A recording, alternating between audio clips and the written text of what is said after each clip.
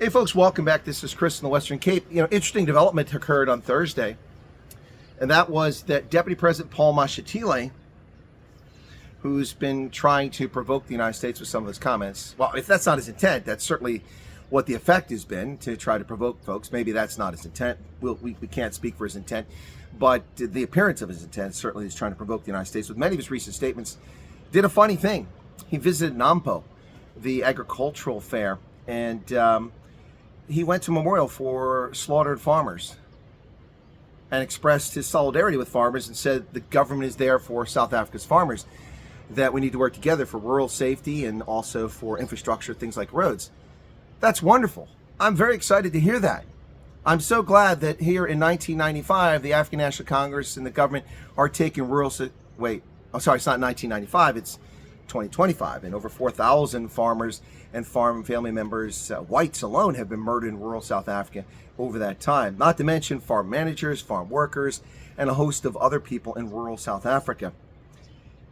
The ANC was hell-bent on disbanding the commando system, a reserve system that provided a degree of deterrence in rural South Africa for many, many years, under the false premise that it was a racist organization, claiming that the commandos existed to oppress black South Africans.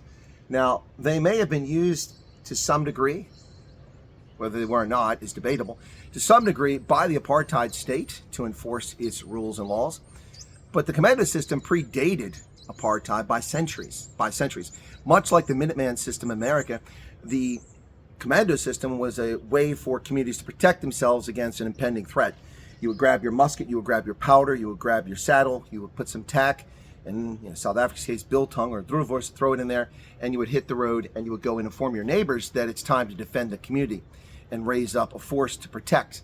And of course, also this had to great effect during the guerrilla portion of the Anglo-Boer War. It played a key role. The African National Congress, about 20 years ago, decided they were going to disband the commandos on the spurious claim that it was racist, ignoring the fact that the four newest commando regiments were all Zulu and manned by black South Africans, and for those folks, it was virtually the only form of employment. Now, this isn't the reason for rural insecurity. The lack of deterrence, when people commit murders, they're given 15-year sentences or something like that, and they get out in a number of years. Murder should be life or death penalty to serve as a deterrent. It's not a deterrent. Life is cheap. People get killed, executed, and assassinated very easily because there's no deterrence. The prosecution system is clogged up, and forensics is a mess, and the police are under-equipped, under-trained, under-resourced, underpaid, and a fair number of them are dishonest, unfortunately. So, rural insecurity. It's fantastic to see Deputy President Paul Mashatile say this, but one has to wonder how genuine his concern is for farmers in rural South Africa. Has Deputy President Paul Mashatile ever attended a Witkruis monument ceremony in Polokwane, where the crosses for all those slaughtered on farms exist? When people deny that these people are dead, their names are there, the dates they were murdered in South Africa. And these are just the white folks. Never mind the colors, the Indians and blacks who also been killed on these farms, and that's a large number as well. Has Deputy President Paul Mashatile ever sat down with the families who've survived farm attacks? I have. I'm not even South African, to hear their stories.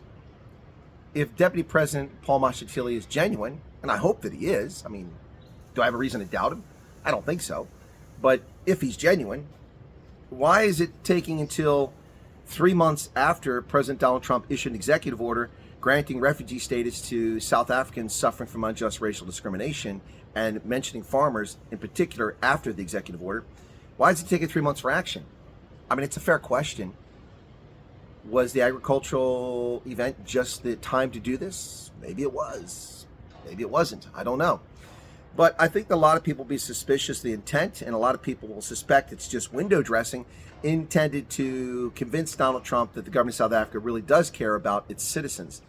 I'm not saying the government of South Africa doesn't care about its citizens. What I am saying is it's very suspicious and will raise a lot of questions. And what say you, South Africa? Do you think that it's really serious, or do you think it's simply window dressing meant to throw Donald Trump off the scent of what's happening in South Africa, good, bad, or indifferent? You tell me. Put your comment out there. The hate wankers can find some other place to get their pleasure instead of here. But legitimate, genuine comments are welcome. I know how a lot of people are going to respond to this video and what they think about the Deputy President's visit and his effort to recognize those who've been slaughtered, as well as offering government support. But government support must be tangible. It must come with increased police presence. It must come with increased prosecution. It must come with the designation of rural farm attacks as a priority crime, something rubbish for years. And it needs to be that the government needs to stop perpetuating the storyline that they and the leftist media in South Africa have been saying about white genocide. Even Trump's saying it now, but the media is the one that's been saying this for years, not the people affected by it for the most part. So let's see what happens. But what are your thoughts on this, folks? Is it genuine? Is it too little too late? It certainly, on the surface, appears to be something that the government of South Africa should be doing and should have been doing for decades. What say you, South Africa? What say you, Mzansi? God bless.